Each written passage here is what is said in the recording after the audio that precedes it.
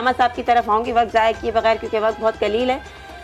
علامہ صاحب، حضرت حسن رضی اللہ تعالیٰ عنہ کی جو شخصیت تھی وہ اپنے آپ میں بہت منفرد تھی۔ اگر ہم کمپیئر کریں، وہ ایک بہت ہی شفیق اور بہت ہی تحمل مزاجی سے کام لینے والے اور بہت حکمت عملی سے کام لینے والے تھے، اور ان کا ایسا ایک عمل ہوتا تھا کہ لوگ بھی مطلب حیران ہوتے تھے کہ اتنا ایک نواسہ رسول، پھر امام، پھر وہ اس کے بعد ایسا کہ ایک حضرت علی کے بیٹے، لیکن ان کی شخصیت میں اتنی تحمل مزاجی، اتنی حکمت عملی، تھوڑا سا اس بارے میں بھی روشنی ڈالیے گا۔ جی کیوں نہیں، جن کے لیے رسول اللہ نے کہا کہ اگر کل عقل کو جمع کیا جائے تو حسن میں دیکھ لو۔ بالکل بالکل، نو ڈاؤٹ، بالکل، کیا بات ہے، کیا بات ہے۔ پھر کہا کل حسن کو اکٹھا کر دیا جائے تو حسن کو دیکھ لو۔ کیا بات ہے، کیا بات ہے۔ اب یہ جو حسن ہے یہ فقط ظاہری حسن نہیں ہے، یعنی کہ علم میں، حلم میں، برداشت میں، ان کی کسی بھی حکمت عملی میں، ہر چیز میں اگر ہم بات کریں تو یہاں تک کہ جب پیدا ہوئے تو نام رکھنے کے لیے مولا علی کا انتظار کیا بی بی زہرا نے یہ بڑا کہ علی آئیں تو اپنے بیٹے کا نام رکھیں، تو کہنے لگے کہ رسول اللہ کے ہوتے ہوئے میں نام کیسے رکھ سکتا ہوں بچے کا؟ تو پھر رسول اللہ آئے تو رسول اللہ کو جب یہ سنایا تو رسول اللہ نے کہا کہ اللہ کے ہوتے ہوئے میں رسول نام کیسے رکھ سکتا ہوں؟ تو یہ ایسی شخصیات ہیں کہ حضرت نام آسمان سے بھیجا گیا، آسمان سے بالکل یہ سارے نام جتنے بھی ہیں پنجتن کے گھرانے کے، یہ سب آپ کو آسمانی نام ہیں۔ تو جبرائیل امین آتے ہیں اور فرماتے ہیں کہ اللہ فرماتے ہیں کہ میں حسن ہوں، احسن ہوں، تو اس کا بچے کا نام حسن رکھو۔ اور مولا حسین کے لیے بھی یہی روایت آئی کہ اللہ فرماتے ہیں میں قدیم الاحسان ہوں، اس لیے بیٹے کا نام حسین رکھو، چونکہ ان کی دونوں کی ولادت میں صرف 6 مہینے کا فاصلہ ہے، 6 مہینے میں دوسرے امام حسین پیدا ہوئے۔ تو خیر ایک مرتبہ کا قصہ سناتا ہوں، اور پھر ظاہر وقت کے دامن میں گنجائش شاید نہیں ہے تو یہ قصہ کہیں ادھورا نہ رہ جائے۔ تو ایک مرتبہ رسول اللہ صلی اللہ علیہ وآلہ وسلم جب ایک ممبر پر بیٹھے ہوئے ہیں، علم دین لوگوں کو دے رہے ہیں کہ صحابہ سامنے بیٹھے ہیں، مولا حسن نیچے بیٹھے تھے، تو اچانک صحابہ نے کسی نے مولا حسن سے کہا کہ آپ یہ جو سر پہ ایسے ہاتھ رکھ کے ڈوڑی پہ اور آسمان کی طرف دیکھ رہے ہیں، آپ کے نانا جو ہیں خطبہ دے رہے ہیں، ان کی طرف دیکھیں۔ تو رسول اللہ نے کہا کہ تم حسن کو کیا اپنے جیسا سمجھتے ہو؟ حسن جو یہ اس وقت اوپر عرش پر دیکھ رہا ہے، یہ لوح محفوظ کے علم کا ملاحظہ کر رہا ہے۔ کیا بات ہے، کیا بات ہے، کیا بات ہے، کیا بات ہے۔ یہ نہیں کہا کہ علم لوح محفوظ کی تختیاں پڑھ رہا ہے، حالانکہ یہ بھی کہہ دیتے، تب بھی ہم یہ سوچتے سمجھتے کہ بھائی یہ بھی بہت بڑا کام ہے، کوئی فرش پر بیٹھ کر عرش پہ کے لوح محفوظ کو پڑھے، مگر اس میں بھی آپ چونکہ اہل بیت جو آپ رسول خدا جو کچھ بولتے ہیں وہ علم وحی پروردگار سے بول رہے ہوتے ہیں، ہر چیز کے پیچھے ایک حکمت ہوتی ہے، کا علم کا ملاحظہ کر رہے ہیں۔ ملاحظہ کون کرتا ہے اور پڑھتا کون ہے؟ پڑھتا وہ ہے جو جس کو پہلے پڑھنا نہیں آتا تھا، یا جس کو پڑھتا وہ ہے جس کو ضرورت ہو، جو جاہل ہو۔ میں کتابوں کو اس لیے پڑھتا ہوں، میں جاہل ہوں، علم لینا چاہتا ہوں۔ بالکل ایسے ہی ہے۔ مولا حسن اگر لوح محفوظ پر تختیوں کو پڑھیں تو یعنی پہلے ان کو نہیں پتا ہے کہ ادھر کیا لکھا ہوا ہے، اس کو پڑھ رہے ہیں۔ رسول اللہ کہہ رہے ہیں کہ وہ ملاحظہ کر رہے ہیں، یعنی وہ سب علم ان کے پاس موجود ہے، یہ دیکھ یہ رہے ہیں اوپر کہ جو علم اللہ نے مجھے دیا ہے کیا وہی تحریر ہوا ہے۔ واہ واہ واہ، کیا بات ہے، کیا بات ہے۔ اچھا یہ بات پورے مدینے میں پھیل گئی کہ رسول اللہ نے اپنے بیٹے نواسے جو 3 سال کے ہیں ابھی، ان کے لیے یہ فرمایا ہے۔ اگلا دن ہوا کہ رسول اللہ نے اب نیچے نہیں بٹھایا، اپنے حسن کو گود میں اٹھایا اور ممبر پر لے گئے، اب بیان کرنے لگے۔ اب لوگوں کی ساری نظریں جو ہیں مولا حسن کی طرف کہ یہ وہی ہیں جن کے لیے رسول اللہ نے کل یہ فرمایا تھا کہ اچانک دیکھا کہ محفل میں ایک بوڑھے شخص آتے ہیں۔ اس بوڑھے شخص کو پہلے کسی مدینے والے نے نہیں دیکھا تھا، یعنی اہل مدینہ نہیں تھے۔ وہ آئے تو رسول اللہ نے ان کا بڑا استقبال کیا، ان کو ویلکم کیا۔ وہ آئے، رسول اللہ کا ہاتھ چومے، اور رسول اللہ نے پوچھا کہ بھئی کیسے آنا ہوا؟ تو رسول کہتے ہیں کہ مجھے کچھ 2-4 علمی مسائل درکار تھے، مشکلات میں تھا، تو میں نے کہا آپ سے آگے پوچھ لوں۔ تو مولا رسول اللہ کہتے ہیں کہ اگر مناسب سمجھو تو میرے بیٹے حسن سے پوچھ لو وہ سوالات۔ تو انہوں نے کہا کیوں نہیں؟ मेरे लिए तो फ़ख्र है कि मैं हसन से पूछ लूँ। तो रसूल अल्लाह अपनी महफिल को सजाए रखा।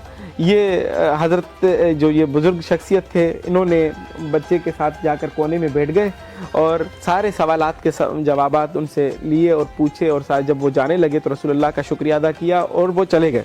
और रसूल अल्लाह ने उनसे पूछा कि आपको हसन कैसे लगे? कहा, या रसूल अल्लाह, मैं जो कुछ आपसे इल्म लेता रहा हूँ या लेता रहता हूँ, जो आपके इल्म में और हसन के इल्म में मुझे ज़रा बराबर भी कमी महसूस नहीं हुई। अच्छा, अब वो जब चले गए तो असहाब ने बड़ा हैरत वाले अंदाज में पूछा कि कहा कि या रसूल अल्लाह, ये कौन शख्स था जिसे हमने नहीं देखा आज तक? तो रसूल अल्लाह ने कहा कि ये खिज़र नबी थे। जब इनको इल्मी मुश्किलात आती हैं तो वो मेरे पास आते हैं, वो मुझसे पूछते हैं। अब हजरत खिज़र के इल्म का अंदाज़ा आप यहाँ से लगाएं कि 1.25 लाख नबी हैं। नबी का काम क्या होता है कि अल्लाह की तरफ से वही इनको नाजिल होती है, मगर इनके अंदर 313 रसूल हैं। रसूल कौन होता है कि जो दीन ले भी और पहुंचाए भी, इबलाग भी करे। और फिर उनके अंदर 5 उलुल अज़्म पैगंबर होते हैं, जिनमें से एक उलुल अज़्म पैगंबर है। आप इस इल्म का अंदाजा लगाए ना कि कितना ज्यादा होता होगा, कितना ज्यादा। एक उलुल अज़्म पैगंबर है हजरत मूसा। हजरत मूसा साहिब शरीयत भी हैं, साहिब किताब भी हैं, साहिब इल्म भी हैं, साहिब शरीयत भी हैं, साहिब कलाम भी हैं। तो जब सब कुछ मिल गया, फिर ये अल्लाह से दुआ मांगते हैं कि परवरदिगार रब्ब ज़िदनी इल्मा, मेरे इल्म में इजाफा फरमा। तो अल्लाह ने कहा कि जाओ, वो दरिया के फला किनारे पे जाओगे, वहां पर एक शख्स मिलेगा, उससे इल्म हासिल करो। अब जब हजरत मूसा आए, देखा कि वो शख्स वहां खड़े हैं, कि कहा कि मुझे अल्लाह ने भेजा है तुमसे इल्म हासिल करने के लिए, तुम कौन हो? तो कहा कि मैं तुम्हारा ही इंतजार कर रहा था, मुझे अल्लाह नहीं भेजा है, मैं खिज़र नबी हूँ। हजरत खिज़र नबी वो नबी हैं जो खुद हजरत मूसा जैसे नबी को इल्म सिखाते हैं। अच्छा, कुरान ने बड़ा तफसीली किस्सा बयान किया कि हजरत मूसा जब गए हजरत खिज़र के पास, तो हजरत खिज़र ने कहा कि तुम मेरी बातों को तहम्मुल नहीं कर सकोगे, बर्दाश्त नहीं कर सकोगे। कहा कि नहीं, आप मुझे साबिर पाएंगे। पहला काम क्या किया, एक कश्ती में बैठे गए, थोड़ा सा आगे कुरान ने पूरा किस्सा एज इट इज इस तरह बयान किया। 3 सवाल भी हैं और 3 उनके जवाब भी कुरान नहीं दिए हैं। चूंकि वक्त के दामन में गुंजाइश नहीं, मैं सरसरी गुजर रहा हूँ। हजरत खिज़र नबी के साथ बैठे हजरत मूसा, तो जैसे ही वो उस कश्ती से बैठ के उतरे तो हजरत खिज़र नबी ने उस कश्ती में सोराख कर दिया जी। तो हजरत मूसा ने कहा कि ये क्या किया आपने? एक बंदे ने हमें वहां से एक लिफ्ट दी, एक कश्ती में बिठाया और यहाँ तक लेकर, और आपने उसी की कश्ती में सोराख कर दिया। कहा मैंने तुम्हें कहा था ना कि तुम बर्दाश्त नहीं, सवाल ना करना, तुम बर्दाश्त नहीं कर सकोगे। तो कहा कि मादरत में अब बर्दाश्त करूंगा, आप जो है आप मुझे अपनी शागिर्दी से ना निकालें। आगे गए तो एक दीवार बनानी थी, कहा कि ये पत्थर उठाओ और सारी दीवार बनाओ। तो कहने लगे बड़ी हैरत की बात है, हम भूखे हैं, प्यासे हैं, अफलास में हैं, यहाँ के गांव वालों ने हमारी इज्जत नहीं की और आप कहते हैं हम इनके लिए दीवार बना दें। तो कहा मैंने तुम्हें कहा था तुम बर्दाश्त नहीं कर सकोगे, सवाल नहीं करना, दीवार बनाए बस। का बनाओ। फिर माजरत करते हैं, फिर वो दीवार बनाते हैं। थोड़ा आगे गए तो एक बच्चे को, छोटा बच्चा था, उसको हजरत खिज़र नबी ने कत्ल कर दिया।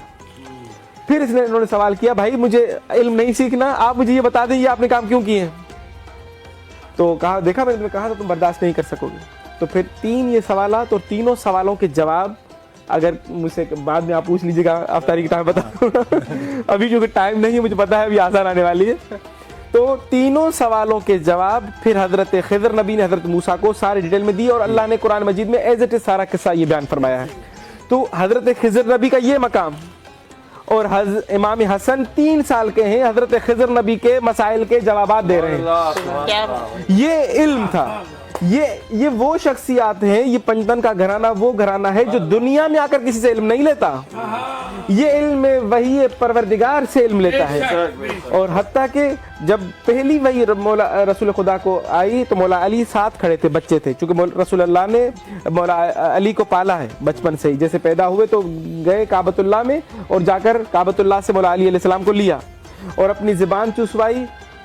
मौला अली अलैहिस्सलाम ने उसी वक्त अपनी आंखें खोली, क्योंकि उनकी वालिदा परेशान थी कि इन्होंने, इस बच्चे ने 3 दिन से ना कुछ खाया ना पिया और ना ही आंखें खोल रहा है। तो रसूलुल्लाह ने जब अपनी गोद में लिया तो रसूलुल्लाह ने सबसे पहले अपनी ज़बान चूसवाई, फिर मौला अली अलैहिस्सलाम ने अपनी आंखें खोली। तो पूछा गया भाई आपने अभी तक आंखें क्यों नहीं खोली थी? कहा मैं जिस काबतुल्लाह में आया था वहां पर 313 बुत थे, تو میں نہیں چاہتا تھا کہ میری پہلی نگاہ بتوں پر جائے, میری پہلی نگاہ اللہ کے رسول پر جائے. کیا بات ہے. اور جب زبان چسوائی تو مولا علی علیہ السلام نے کہا کہ یا رسول اللہ مجھے حکم کریں, میں قرآن پڑھوں, توریت پڑھوں, انجیل پڑھوں یا زبور پڑھوں.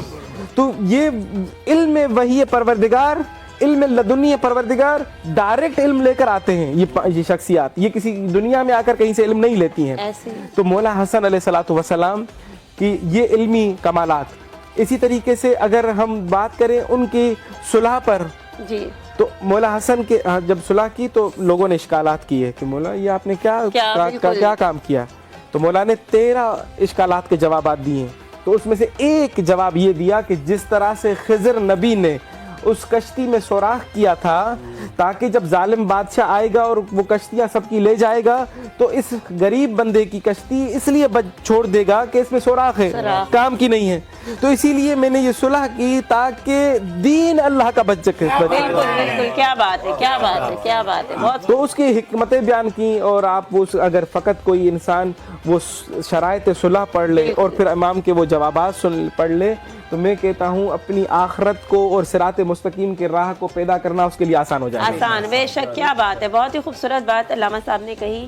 صلح حسن اگر واقعی ہی پڑھی جائے تو وہ حکمت عملی کا اس میں جو آپ کو نمونہ ملے گا وہ کہیں نہیں ملے گا. وہ بہت ہی اچھی شرائط تھی جس کو عام عقل شاید جلدی سے سمجھ نہیں سکتی, لیکن اسے اگر سمجھا جائے تو بہت چیزیں ہیں اس میں. اور میں یہاں کیونکہ وقت بہت شارٹ ہے تو میں چاہوں گی آپ کچھ میسیج اگر دینا چاہیں تو. ہماری طرف سے یہی میسیج ہوگا کہ یہ جو بچے ہوتے ہیں اسپیشل نیڈ کے ساتھ دنیا میں آتے ہیں, ان کو ایکسیپٹ کیا جائے, ان کے لیے پیار اور اپنے دلوں اور گھر کے دروازے کھولے جائیں. میں اداروں سے کہوں گی کیونکہ ان بچوں کے لیے اسکولنگ کا مسئلہ آتا ہے, ڈفرینٹ انسٹیٹیوٹ وغیرہ اگر ان کے لیے بھی اسپیشل ایجوکیشن کے حوالے سے کورسز کریں تو آسانیاں ہوں گی. کیونکہ ان بچوں کو جتنا زیادہ ایکسپوجر ملے گا یہ اتنا زیادہ سیکھ سکتے ہیں, نہ کہ ان کو گھر میں رکھا جائے. تو اگر ہر کوئی مل کے اس چیز میں تعاون کرے تو اسپیشل نیڈ کا جو ایک ٹیبو سائڈ ہے وہ مٹ سکے گا اور ایک ان کو بھی ایک نارمل ہیومن بینگ کی طرح ٹریٹ کیا جائے, جو کہ یہ ہیں بھی. نہیں, بہت اچھی بات ہے. ان بچوں کے لیے بالکل ہونا چاہیے یہ چیزیں. کچھ سلیبس اس طرح کے ڈیزائن ہونے چاہیے, ان لوگوں کے لیے کچھ ایکٹیویٹیز ایسی ہونی چاہیے اور گورنمنٹ کی سپورٹ ملنی چاہیے تاکہ یہ بچے بھی نارمل لائف گزار سکیں. ان کا بھی پورا حق ہے زندگی پر جس طرح باقی بچوں کا ہے. میں عابد نقوی صاحب سے گزارش کروں گی اگر ایک چھوٹا سا کلام ہمیں اور سنا دیں تاکہ ہم پھر اس کے بعد علامہ صاحب کی طرف جائیں گے اور دعا سے ایز یوزول اپنے پروگرام کا اختتام کروانا چاہیں گے. جی تو آپ ذرا اگر کوئی کلام سنا دیں تو بہتر ہو جائے گا. اچھا, میں نکالتا ہوں ذرا. جب تک آگا نکالے میں بیان کرتا ہوں ایک مولا کے دسترخوان پر نا ایک شخص آیا, مسافر تھا, دور دراز سے آیا. تو ایک شخص نے ان کو رستے میں رہنمائی کی کہ بھوکے ہو, تمہیں کپڑا نہیں ہے, تمہارے پاس رہائش نہیں ہے, تم ایک کام کرو, ایک شخص ہے حسن, اس کا دسترخوان ہے, تم اس کے پاس چلے جاؤ, وہاں پر جا کے تمہیں کھانا بھی مل جائے گا, تمہیں سب چیزیں مل جائیں گی. تو یہ ایک ایک لقمہ کھاتا تھا اور ایک ایک لقمہ چھپا کے رکھتا تھا. تو جب جانے لگا تو یہ لے کے جا رہا تھا تو امام حسن نے پوچھا کہ بھائی تمہیں اور کھانا چاہیے, میں اور دے دوں گا, لے جانا ساتھ میں, مگر یہ تم کیا کر رہے ہو, کس کے لیے لے کے جا رہے ہو؟ تو کہنے لگا کہ جب میں آ رہا تھا تو میری کسی نے رہنمائی کی تھی, ایک شخص تھا سوکھی روٹیاں پانی میں ڈبو کے اپنے گھٹنوں پہ توڑ کے کھا رہا تھا, میں چاہ رہا تھا کہ اس کے لیے بھی کھانا لے کے جاؤں. تو مولا حسن فرماتے ہیں کہ تمہیں پتا ہے وہ کون ہے؟ کہا کون ہے؟ کہا وہ میرے بابا علی ابن ابی طالب ہیں. کیا بات ہے, کیا بات ہے. تو وہ علی وہ ہیں کہ دسترخوان ہے, انہی کا دسترخوان ہے, مگر وہ اپنی زہد و تقوی میں اتنے باکمال تھے کہ وہ اللہ کی نعمتوں کو اس طریقے سے استعمال کرتے تھے. بالکل, کیا خوبصورت بات کہی آپ نے. جی